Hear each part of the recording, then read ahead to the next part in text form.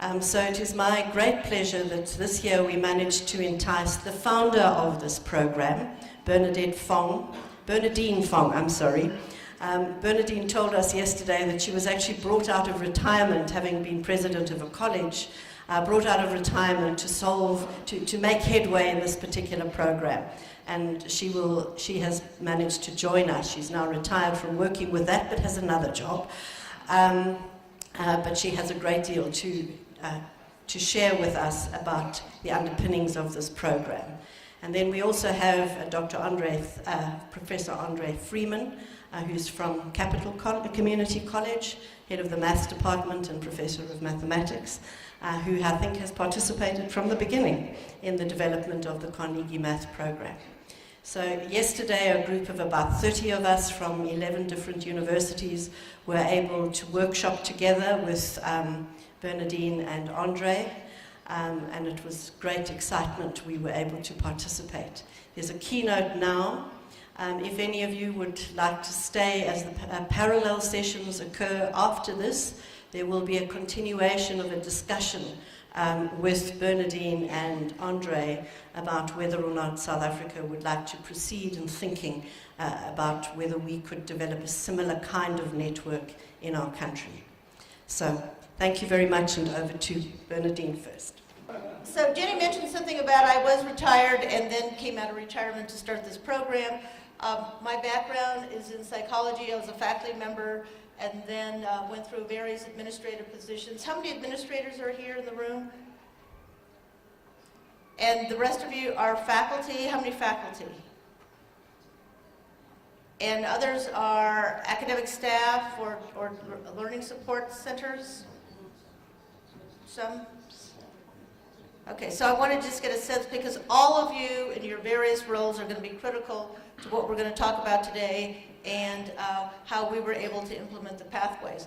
We, Carnegie Foundation, started this initiative. I joined Carnegie in 2009, and we started this initiative looking for what could be a complex problem that we could solve through network improvement communities and the whole idea of continuous improvement. So this is what I want to focus on today. However, we will talk about math because math was the center of our target, frankly, for network improvement communities. However, if you will notice, there's nothing in my background that says I'm a mathematician, because that is true.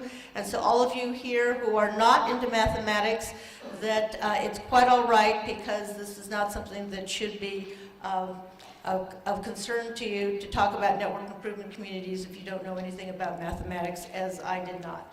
So the issue we had in the United States is probably not dissimilar to what you're dealing with right now, and I was very encouraged by all the work of the panel this morning. It's a perfect segue into what we're going to talk about. I also would say that it's a very exciting time for you to begin to tackle some of these major problems, because these problems are not just unique to any specific country. They seem to be an issue that we see worldwide. So the problem in the United States is that if you look at every entering freshman class, first-year class, particularly students who are in the community colleges. Now, community colleges have open admissions. So open admissions means there is really no selection criteria. If you're 18 years or older, that you're able to enroll. But of that entering class, 60 or 70% of them need to have developmental math. When we say developmental math, we talk about intermediate algebra. And for whatever reason in the culture of the United States, and especially in higher education, intermediate algebra became sort of the gatekeeper for all of our college students. And there was even the idea, not just proposed by the math department, but also by the schools in general. The idea was, if you're not successful in intermediate algebra, then you're probably not college ready. So we were coming in with that kind of belief system. So as a result, we had 60-70% who were not able to do or be successful in intermediate algebra. Of the group that went into it, only 80% were successful getting through college level math. So we were losing close to 500,000 or 500,000 students per class year who were not able to finish mathematics. Obviously, if they're not able to finish mathematics, they're not able to get a college degree, and I think you can imagine what the whole rest of the story is.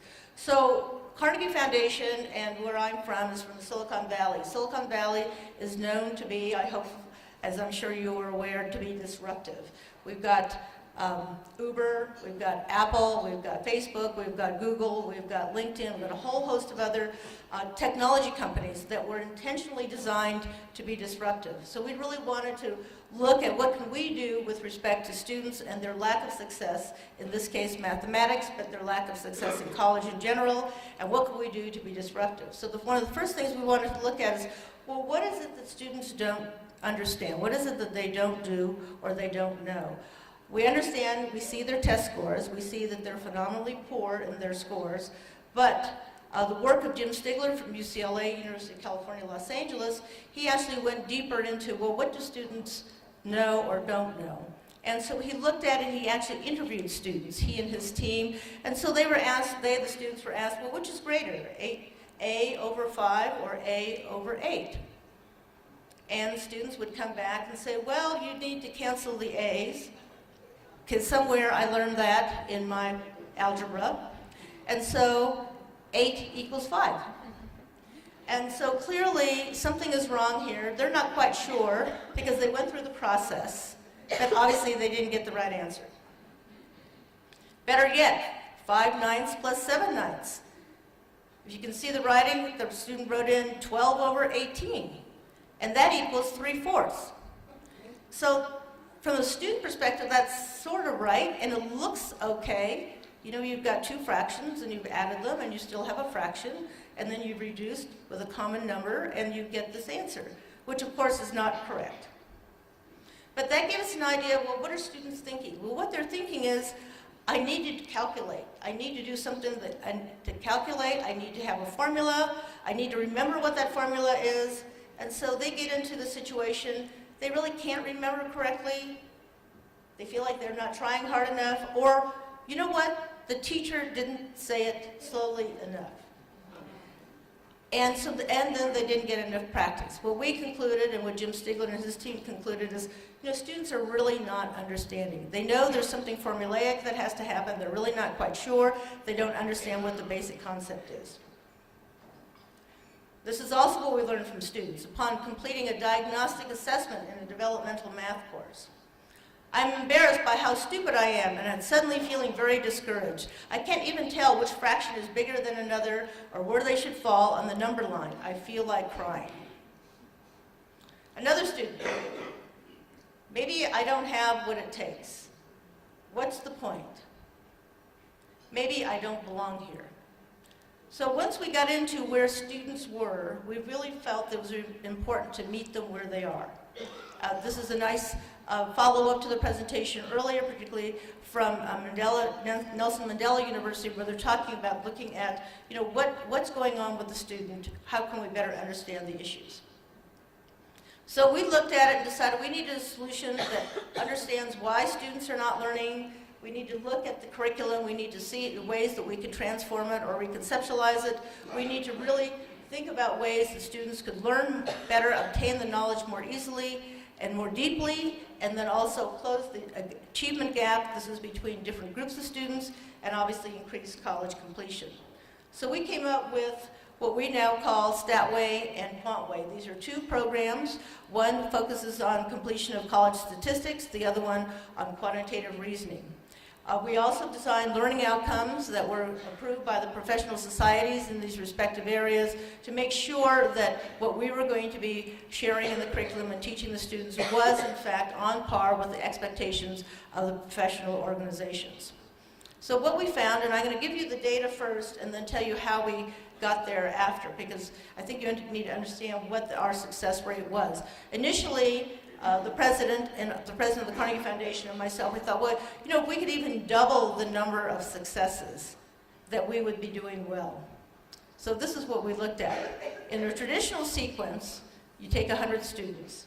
What we know nationally is in the first year of their math programs and trying to get to college math, only 6 out of 100 students are successful getting to and through college math, starting from a developmental level. In 2 years, it's 15%. So think about this. Over 2 years, you have a student with you, and only 15 out of 100 are successful. When we looked at Statway, we looked at our students and the completion rates that they had. In the first year, they were able to get to and through college-level statistics or quantitative reasoning, but in this case, I have the data for Statway, and it was 51%. It was a remarkable increase. So instead of doubling our success rate, which was our goal of 6% to 12%, we actually were able to get way above, and actually we were able to triple the success rate of students in 1/2 the time. So with 51% versus 15%, 1 year versus 2 years. Thank you. To thank people like Andre, who was one of the founding faculty members, and I'll tell you how that all came about in a few minutes. All of the curriculum was designed by faculty who had been in the classroom. They needed to look at how did they need to do some things differently, how did they need to teach the subject matter differently. So we looked a little further because we wanted to make sure this wasn't a fluke. So we looked over the next few years, and you can see the red column is the comparable students going through a traditional program, and then you can see in successive years that with the blue column that we've actually been able to continue the success rate. So we also wanted to look at to make sure that, you know, if we have more and more students, is this going to challenge how successful we are? So this particular line here, this curve, this is the increase in the number of students who are enrolled in the program, and we continue to have the very, very high success rates compared to comparable students going through a traditional program. We also wanted to look at, well, what happens if we start to disaggregate these students by gender or by ethnicity or race? And if you look here, these are all the dark blue bars are all Statway students. On the left side, they're the female students. On the right side, they're the male students. If you also look, here is the white students, the black students, the Hispanic students.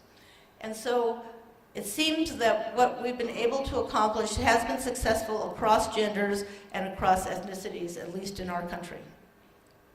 So then one of the naysayers, or some of the naysayers, will say, oh, well, even if you taught students and they were successful in statistics, or I'm going to give you the quantitative reasoning data in a few minutes, even if they're successful, you know, does that mean they can go on to other courses? So we looked at credit accumulation of these students as they went from Statway to other courses in their schools. And we looked at, so these are the Statway students, their credit accumulation. In community colleges, I should say, the majority of them are part-time. And so this is taking the equivalent of 7.8 units, which is close to half-time, versus the traditional students who were certainly less in terms of credit accumulation. So our students do go on, and they go on successfully in terms of taking what they've learned in mathematics or statistics onto subsequent courses.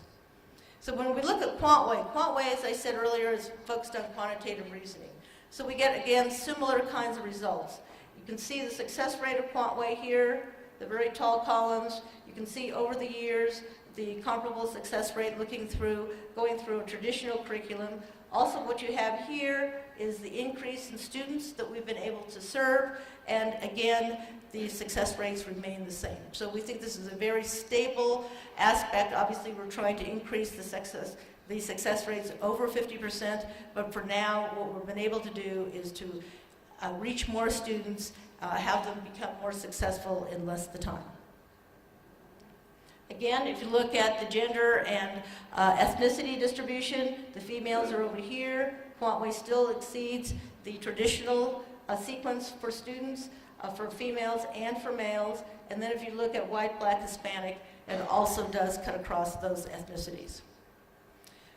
Another thing that people would ask, especially the naysayers, would be, well, they may have learned quantitative reasoning or statistics well, but how are they going to do in successive math courses? Now, this is a very interesting question, because you were talking about developmental math students.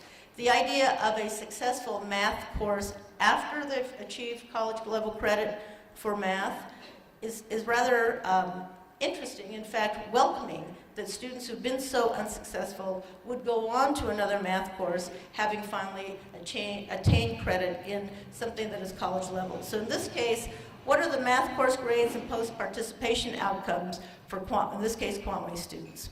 What you have here is these are Quantway students. So these are developmental education students who are successful in their GPA in subsequent math courses versus comparable students going through the traditional sequence. Now, keep in mind, this group here, there was only probably 6 to 15% of the original cohort that's in this group. There's over 50% of the cohort in this group. So how did we do this? Well, in 2009, I joined Carnegie. In 2010, we decided to develop a network, and we invited 15 community colleges and universities who we thought were innovative, who, and this is why I asked who's in the room, who their presidents, their chancellors, their leaders, their deans were interested in adopting a new way of thinking about solving this math issue, and then bringing in faculty who were at the forefront of wanting to be innovative, willing to take risks. Those were the criteria for selecting the colleges. Is this going to be a college that wants to be disruptive? Because our goal was to be disruptive. So in our areas of concentration, for what are we going to look at? We wanted to look at 4 areas: the curriculum, the pedagogy, psychosocial factors, and building a network improvement community. Denise at Nelson Mandela University talked a little bit about transforming the curriculum. This is something that we decided to do. And back in 2010, there was a lot of student success work going on, a lot of work with student advisors, a lot of work with tutoring. There were a lot more remedial courses put in. If students weren't successful, oh, that must mean they need another course before the first course that we were giving them. And so there was a lot of that going on, and we decided we needed to do something very different, because if you continue to use the same approach, you cannot expect different results. And so this is what our mantra was. You know, we cannot keep doing the same thing and expect that we'll have a different outcome. So we looked at curriculum, pedagogy, psychosocial factors. I'm going to talk about these individually. So in terms of the curriculum, we reconceptualized the curriculum. Some people talk about accelerating it. So yes, we did compress the curriculum in terms of timing from a sequence of maybe 3 terms into 2 terms, or 1 academic year. However, we also decided that, well, what's important for statistics, or what's important for quantitative reasoning? What's the amount of algebra students really need to have to pass a college-level stat course or a college-level quantitative reasoning course?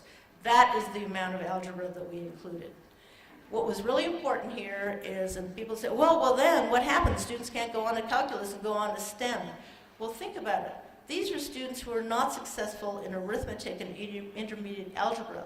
For them to worry about passing calculus is an unrealistic goal at this point in their academic career. We're trying to give them a positive experience in mathematics with numbers to gain the confidence so that they can go on into whatever field they wish. So we wanted to start with where can we gain a success rate that was really going to be helpful to the student himself or herself. So in our reconceptualization, and I say that as opposed to redesign or whatever, is because we did not take then 3 semesters of curriculum and put it into 2. We actually, what we did was we looked at how can we go from looking at what is critical for the service of statistics or quantitative reasoning. So what we came up with is, you see here, I think you see here, this is the initial sequence. This is more of the traditional sequence we have in the United States. So you've got 3 terms, and it may be more. Some schools it might even be more. What we did is, okay, how much algebra do we need to take from elementary, from intermediate? Let's put it in here in the service of statistics. Similar idea in the service of quantitative reasoning. Also, you need to remember or know that it's not like, okay, algebra was early in the first term, intermediate was in the middle of the term, and the college math part was at the end of the term. On day 1, students were dealing with a statistics problem or a quantitative reasoning problem, and then learning the algebra as they needed to solve those respective problems. The other area that we wanted to look at is the pedagogy. So what's really critical here, and it looks like you're already beginning to do that based on some presentations in the panel earlier, is you're really already not afraid to go into the classroom. It's really critical where students are not doing well that, yes, we can work around the edges of the support services outside of the classroom, but we need to look at what's happening in the classroom. So we already looked at the curriculum, we redesigned that, we reconceptualized that, but then we also wanted to look at, well, what about the teaching? What's important here, and this again is the work of Jim Stigler, is that teaching is a cultural activity. The teaching in the United States is different than teaching in South Africa, is different than the teaching in Japan, is different than the teaching in Sweden, and so on. And this is something that Stigler and his team realized, and so that there's a huge cultural aspect that we need to be aware of. That cultural aspect also has to do with teachers teaching, faculty teaching, based on how they've been taught. And so getting new faculty in, getting new blood, as we say in the United States, that may not be sufficient if the cultural routines are the same. So what we wanted to do, again, is to look at, well, how do students learn? What can we understand about their learning? And then transfer that into our pedagogy. So this really crosses race, ethnicity, and gender. We looked at the neural connectivity, we looked at neuroscience, we looked at opportunities for how the brain can grow. What's interesting here is that in London, they did a study of the London taxicab drivers. I don't know if you know this, but London taxicab drivers, in order to get a license to drive in London, they have to take a test. That exam is based on their knowledge of 20,000 streets in London. And actually 25,000, I got my number wrong here. 25,000 streets. And what they measured was the brain of the taxicab drivers. They did, MRIs, and they measured the hippocampus. The taxicab drivers who had gone through the preparation to be licensed, learned those 25,000 streets, and took the exam, their hippocampus was larger than those who had not gone through the same process. So we know that just having more neural activity, studying, learning, actually increases the work in the brain and the growth of the brain. So what we looked at was, what's disruptive in our pedagogy? And Stigler and his team came up with 3 areas. He called them learning opportunities: productive struggle, explicit connections, deliberate practice. The focus was, we're not looking for students to memorize and understand procedures. We're looking for students to understand the concepts behind the procedures, because the students have this deep learning. It's that deep learning that they are going to remember, and they're going to be able to transfer to comparable problems going forward. So what does it mean? So productive struggle, explicit connections, deliberate practice. How many of you drive a car? Raise your hands. Or whether you have a car, now how many of you know how to drive? Let me ask it differently. How many of you don't know how to drive a car? So you have all learned, think about when you first learned to drive a car. It was probably an example of productive struggle. You could see a video on how to drive a car, right? But then could you just go in the car and do it? Probably not. And then even if you had somebody next to you, probably a parent teaching you how to drive a car, they tell you what to do. In those days, it might have been put the key in the ignition, now it's put the fob somewhere. And then you have to, well, here's some things you have to think about, right? Is, well, I need to somehow turn on the car before I can drive the car. I need to shift the car, and then I need to know what I want to shift it to. Is it, reverse? Is it going forward? That's all productive struggle. And it's productive in the sense that you're going to get to an end point, you're going to reach your goal. You've got someone on the side, a parent or a teacher, who's teaching you how to drive that car. But you still have to figure it out yourself. That's what we mean by productive struggle. In the beginning of every lesson in the Pathways, that every lesson has what we call a rich problem. The rich problem starts with productive struggle. So it's not like, here's the problem set, which I showed you earlier, and now here's how you solve it, and now go do some more. It's not that way at all. It's, here's the problem. Let's talk about ways that you can solve it, and then try to experiment, or try in your small group, in the case of Statway or Quantway, and talk about the problem and how you might solve it. And you've got the driving teacher or the faculty member on the side coaching you along and helping you discover, how to be successful. Explicit connections. Okay, now you know how to drive your car, but now you're traveling to another place, and now you have a rental car. But the rental car is not the same make or model as yours, but it is still a car. And so you understand some basic elements of what a car entails, but now you're going to have to apply it to a different car. So you know how to look for, how do I start the car? Do I have the key? Do I have the fob? You've learned somewhere along the line that if you use the fob, you have to put your foot on the brake before you can start the engine when you push the button. And I'm sure you've all had this experience if you've rented a car or driven someone else's car where you look at it and you think, oh, the rear view mirrors are not quite right. The side mirrors? So I need to adjust them. And then you need to figure out, well, where are you going to adjust them? What you're doing is you're making explicit connections from what you knew about your car into other kinds of cars. And that's what we mean by explicit connections. This is what we mean when we're teaching students how to solve a math problem through productive struggle. They've learned the basic underlying concepts, like the underlying concepts of how to drive a car, and now they can apply it and make explicit connections to similar circumstances. Lastly is deliberate practice. Okay, now you can drive the rental car, and you can drive your neighbor's car, and you can drive all these different cars. But what about driving a race car? What if you've only learned to drive in the country and now you're coming into the city and they're going much faster than you're used to? What about Americans coming here and figuring out how to drive where the steering wheel is on the wrong side?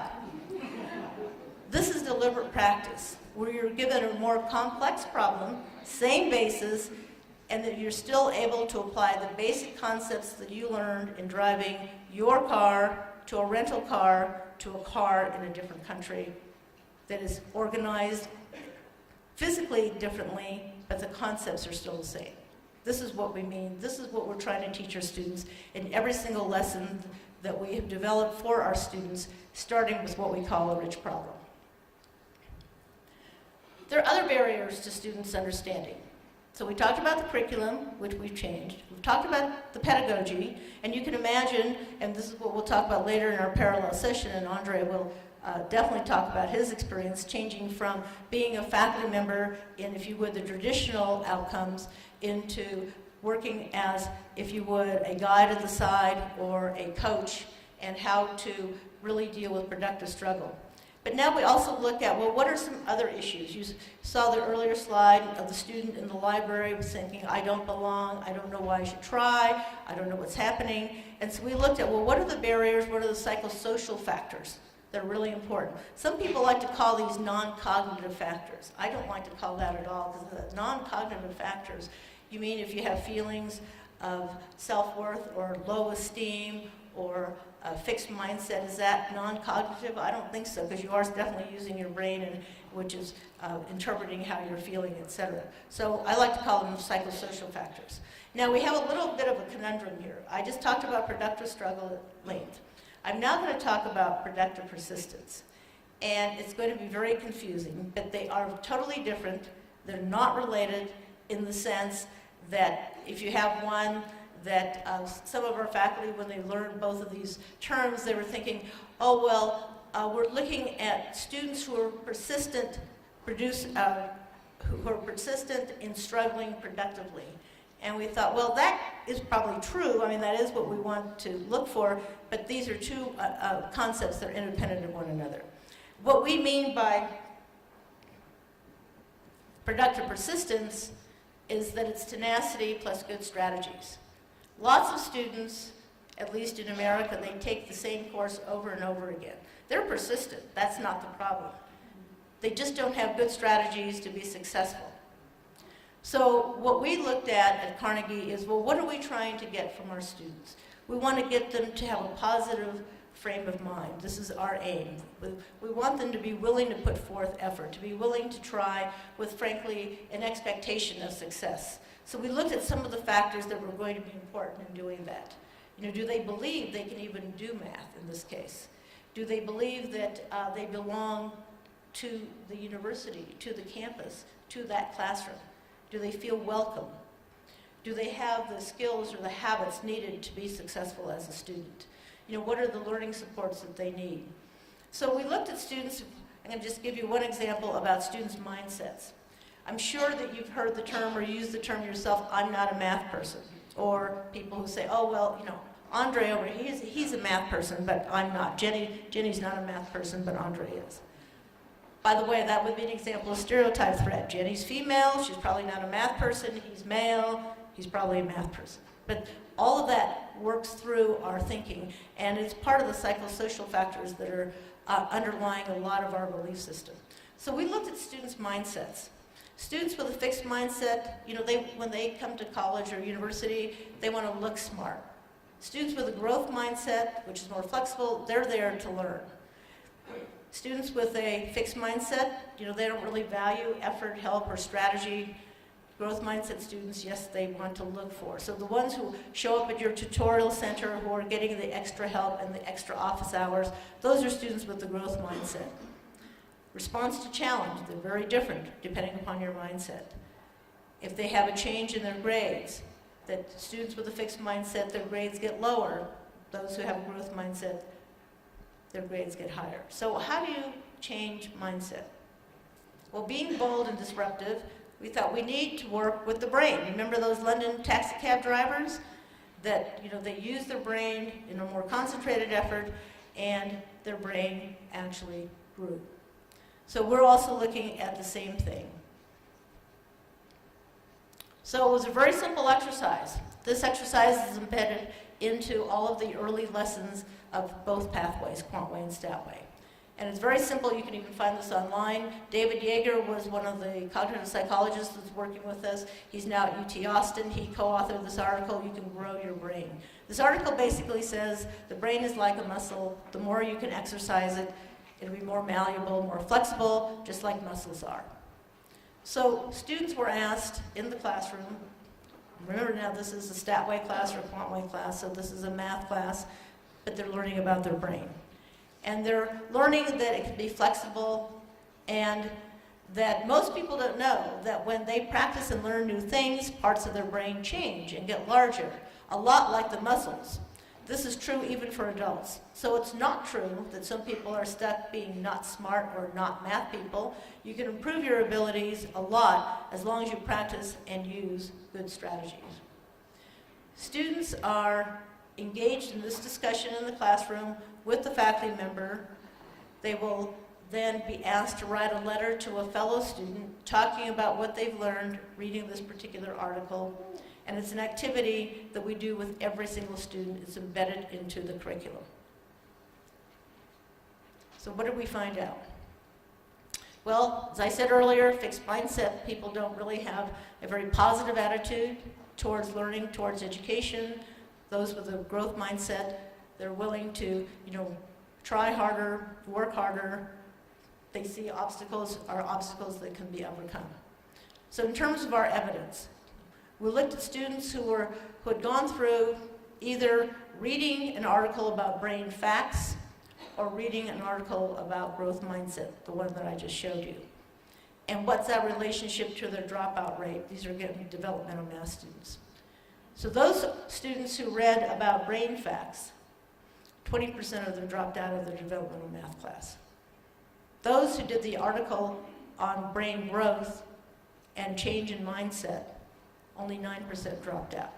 So that simple activity in the classroom, embedded in the curriculum, was able to be measurable in terms of a noticeable change in their mindsets. Here's another one. This has to do with students 0 means that we score them on a point system of 0 to 5 in terms of whether they were changing in their flexibility, their belief in growth mindset. So students at the 0, they were getting 0 points. Now, these students had not changed in their mindset. So they had a 67% success rate, C- or better. Those who had greater increase, 1, 2, or 3, in terms of points measuring their increase in mindset, 78, 88, the ones who had the largest increase in growth mindset, 92% success rate. So we can measure the effects of what we're doing in the classroom with how the students are thinking and how that translates into how they're doing in their courses. So one of the big issues, of course, is the faculty needing to think differently and needing to change how they might have been teaching and the cultural routines that they had acquired when they were students. And this is what we're trying to change. So one of our approaches was looking at a networked improvement community.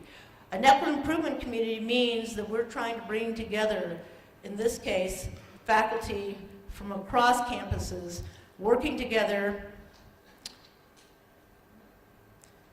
looking at research and practice.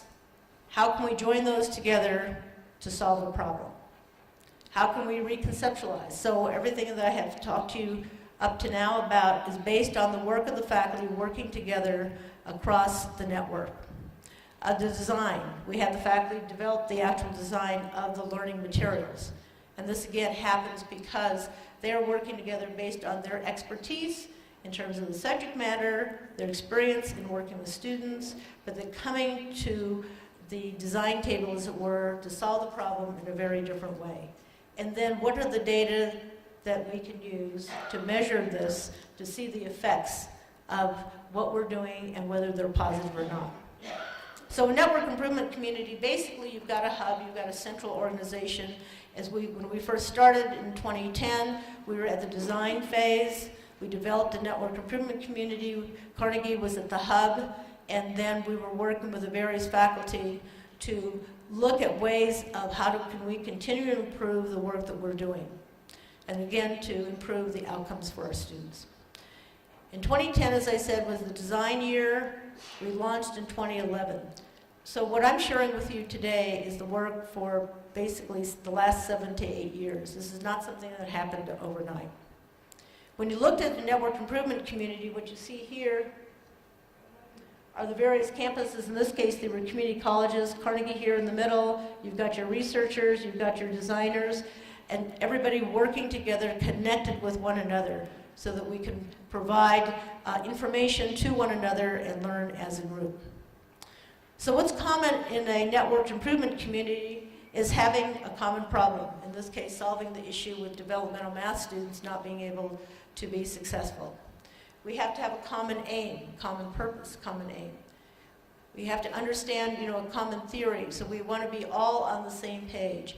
So this is very different. This is why we think the community concept is very important, because there are certainly individual faculty members who are highly successful with their students at various campuses all over the world. But the issue is that they may be solving what may even be a common problem, but they're solving it differently. We need to solve it at scale. This is a big problem. I mean, for the United States, it's 500,000 students a year. So this is a big problem. We can't solve it episodically with one person here at this campus, Andre at Capitol, another person in another state. We need to solve it at scale.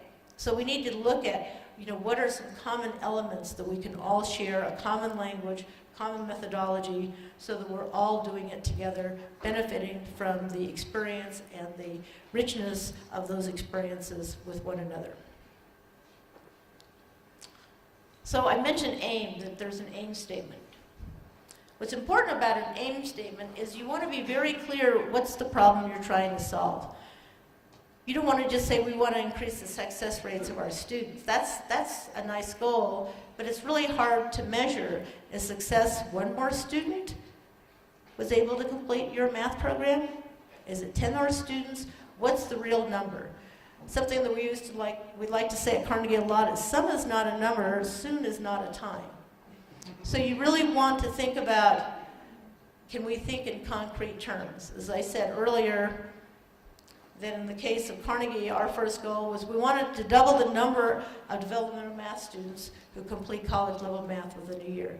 That was our original goal. But then as I shared with you, instead of doubling the number, which would have been 6% to 12%, we ended up with 51%. So we thought, uh-oh, this aim has already been accomplished and we've surpassed it, we need to think about something else. So we went and revised our aim. So we said we want to go from 5 to 50%. And we continue to do that year after year. So we knew now it wasn't a fluke, so this aim has to now be revised because we didn't do it just for 1 year, we've done it for successive years. So the current goal for Carnegie is by June 2018 to reclaim the mathematical lives of 30,000 students. We've reached 20,000 students so far. So we need another 10,000 to go, and then frankly, this aim is going to increase. But the important part of this example is really the specificity. You want a time, you want a date, and you want a number, or a percent. So as I said, we began in 2011 in terms of actually launching the curriculum. We're now in 60 institutions in 15 states and have reached 20,000 students. The first year was really critical to get faculty engaged. There's a huge professional development component to doing this because this is not something that you can read the textbook, for example, and then go out and teach the course. We really need to think about and do things differently. Our curriculum, as I said, is based on a rich problem for every one of the modules that we provide, but at the same time, there are extensive instructor notes. So the faculty understand what their role is and how they can actually influence students' thinking, but in a very different way. The important part here also is that we're looking at is faculty input. This is continuous improvement. So the instructor notes, the curriculum, I'm not sure if we're on 4.0 by now, but start out 1.0, 2.0, 2.2, et cetera, would be revised as we get input from faculty so that this is all reflecting what faculty have learned in their classrooms and how can we improve the work that we're doing. So the first year was really development and professional development. The second year, we're launching the course, looking at enrollment, who are the target students that we want to serve, and then also how to become really an active member of the network. So basically, colleges who have been successful in this, they know their data, they know who their students are, they've reduced options for their students. And what we mean by that is that, well, what do students really need to take in certain majors or certain fields of study? And how aligned are our courses to that particular field of study, whatever it may be.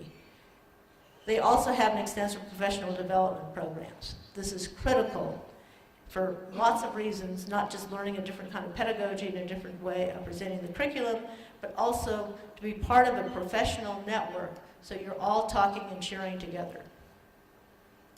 So as you think about this and take away what you think is appropriate for your respective institutions, we ask you to think about, well, what would you want to do? And I'm saying July, but that's the beginning of our academic year, but the beginning of your academic year.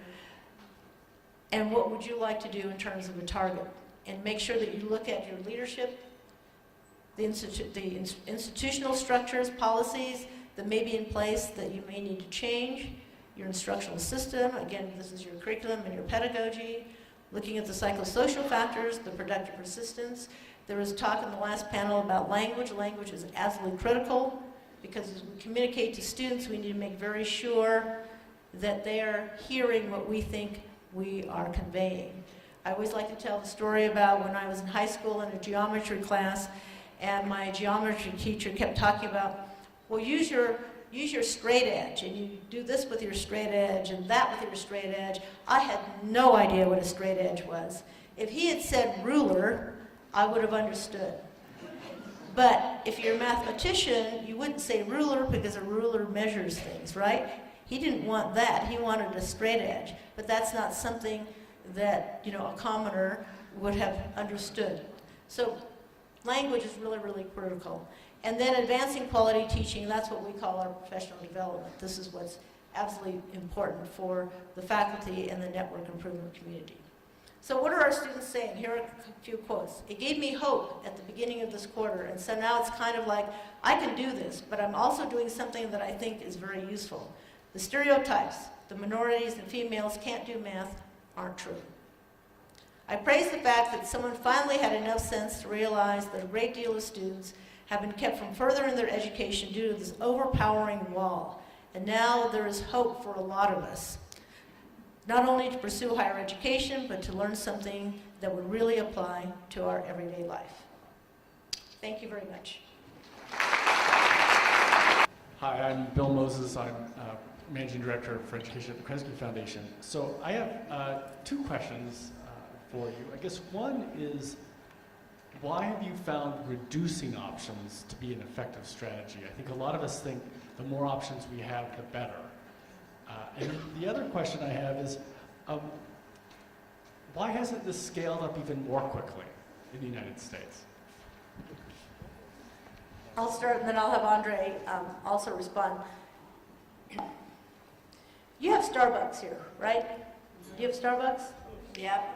Yes? No? Some? Well, you go into a coffee house, and then on the menu, there's different sizes, and then there's all kinds of flavors, and there's all kinds of types, and there's a latte and a cappuccino and a whatever, whatever, whatever. That's what our curriculum looks like to students when they're trying to enroll. And they're trying to figure out, you know, do I want a large, a medium, small? Do I want this or do I want that? So what we're trying to do is to Pathways is a big deal right now in the United States. We started out with Carnegie Pathways, but Pathways in the United States has also become to mean pathways for the entire curriculum, to put students on pathways from the beginning, which does intentionally reduce their options. The idea is that students may have a sense of either what they want to do, they want to be a nurse, they want to be an engineer, they want to be a teacher, or if they don't, they also know where they have an interest or what they don't like. And so it's enough to say to students, we have what we call meta majors in the United States. So pick an area, like let's say health science, that you want to do something in the healthcare industry. You may know exactly what it is, or you may not, but that's an area that you want to be. So then, instead of saying, here's general education and here is a panoply of options, let's put you into health science, where you can explore a more narrow field, but the options are not so confusing. And this is, we find, is very, very important, because students who aren't sure, we used to have what we called undeclared majors in the United States. We see less and less of that we really encourage students that they pretty much know what their general interests are and also what they don't like, so we're really trying to get them to focus. The other thing is that this is very difficult for advisors, for any of the advisors in the room, because advisors don't want to be in the position of denying students options. We hear that often. And let's say Andre comes in, he's had failing scores in mathematics, I'm the advisor, he says, you know, I want to be an engineer, and I'm looking at the reality of it. I certainly do not want to be the person who denies Andre the option about being an engineer, even though the probability right now does not look very good based on his transcript. But what I might do is say, well then, here is a program, in this case Statway or Quantway, that you might want to take. Let's find out how well you can do in mathematics, because that's going to be essential to engineering. And he says, I don't like math. And I say, well, let's just talk about maybe an experience that's going to change your comfort level. Then you'll really know whether engineering is viable for you. So that's the kind of advising and coaching that we're looking for. And again, to get students to be more focused on what they want to do. So I don't know if that answers your question. I'll add that for restricting options, it also comes into play that we recognize that some courses are not as effective in getting students through. So if we have a student who is in a major, let's say criminal justice, a major which does not require certainly the study of calculus. But statistics is really a great field of study for that student. Rather than saying to the student, you can either do the traditional algebra sequence or do Statway, we really recommend Statway. So these are really guided decisions. Ultimately, in some cases, colleges still allow for variation for students to make the ultimate choice. In other cases, they don't. They basically stipulate based on the major that you've already identified coming into the college. This is the course you should take. This is the particular math pathway which is most appropriate for you. For the second question about the inability to scale even farther or further than we've done so far, I would say that unfortunately mathematics faculty who prefer the traditional approach have kind of resisted this change, and it occurs certainly at my institution in Connecticut. I've seen it at many other institutions throughout the nation, throughout the United States. There are those that would prefer the traditional approach. And there's of course a great value to the traditional approach, but what we know from the evidence and from historical data is that many students do not make it through when they have to go through this algebra, I'll call it an algebra gauntlet, because they really struggle. So it's really, as Bernadine mentioned, we're really redefining and reconceptualizing what mathematics students really need and how we should teach it effectively. Also remember in what I said earlier about teaching as a cultural routine. I don't know if the phrase has reached South Africa, but something we say a lot in the United States is culture eats strategy, because it's really critical that you can have great strategic planning, great ideas, great programs, but the culture is the most difficult area, the biggest barrier to change. So we're really talking about a cultural transformation, not even just an institutional transformation. So that's really critical. So as Andre said, the faculty, the administration, everybody has to be on board and on the same page, but you're changing a culture. But it can be changed. I'll give you one example. In Wisconsin, we had a single faculty member who kept following us to every presentation we made, wherever we were making it. And she really wanted to adopt, in this case, it was Quantway. But she was a loner. And so she was also, though, persistent. So she brought the information to the department, then she brought it to the dean, she brought it to the various heads, and then she finally brought it to the president. And so they finally said, all right, we will adopt this as a pilot. I love this word pilot, because then pilots never tend to scale. But they adopted it, and then she ran into another problem, which was the state. The state said, oh, well, you have to have intermediate algebra. We can't accept any courses unless it has specifically intermediate algebra.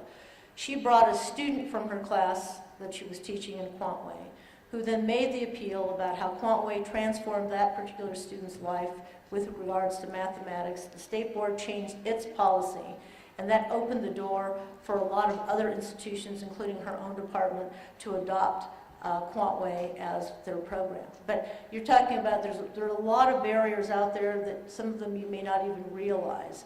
And you've got policies that may be in place for very good reason at the time that may need to change. You've got attitudes, as in I said, culture. So culture is a big one. Diane. Thank you very much. I'm Diane Grayson. I'm at the Council on Higher Education. I'm interested in some of the ways in which you got these networked improvement communities, not just initiated, but also how you, how you sustain them. So, I mean, is there some funding that you source and access so that you can bring people together who are part of these communities? And how do you engage faculty and various other people in an ongoing basis on ongoing curriculum development?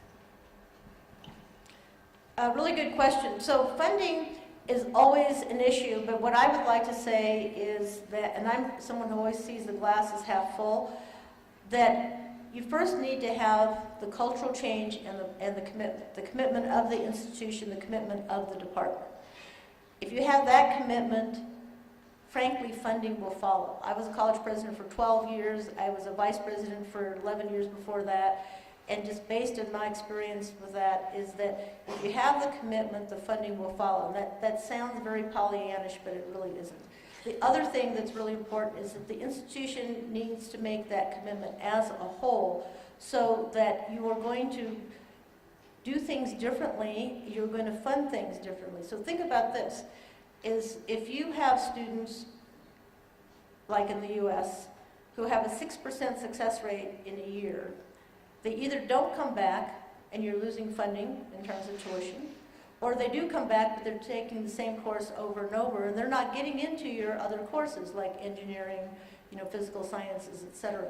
So if you looked at the funding model and you actually tracked your students from the time they enter to the time that they leave, how long are they in your institution, how much tuition have they paid, or how much money has the government given to you to fund that student, and look at the cost effectiveness of it, that there's probably money out there that you can redirect. So that's one answer. The other answer is that, for example, Capital Community College that Andre is part of, that they made an institutional commitment in terms of funding in several ways. One, have faculty to have some time to engage in the professional development so they're not teaching a full load. There's a cost there, no doubt. But I can also tell you that it's going to be recouped when Andre has higher success rates going forward. There's also a cost in terms of your what we call seat counts. So, how full are your classes? And how full are your classes from, let's say, Math A to Math B to Math C? I'm talking about courses in a sequence. Have you even looked at least this is what we found this in my own college, is students who are taking the first course who had a success rate, let's just say of 60%. We followed them into the second course. If they got a C grade, which is success, quote unquote, if they got a C grade, we followed them into the second course, their success rate was lower. By the time they got to the third course, that cohort of students getting a C grade, we only had something like 5% of them left. In other words, that we're teaching these classes, and yes, the student is deemed successful from one course to another, but if they got a C grade in the first course, their chances of success decline in successive courses. So now we're holding courses in the third sequence, probably with a lower class size than we normally would, because we need to serve those students. We made a commitment that they have the whole sequence, right? But we don't have a full class size.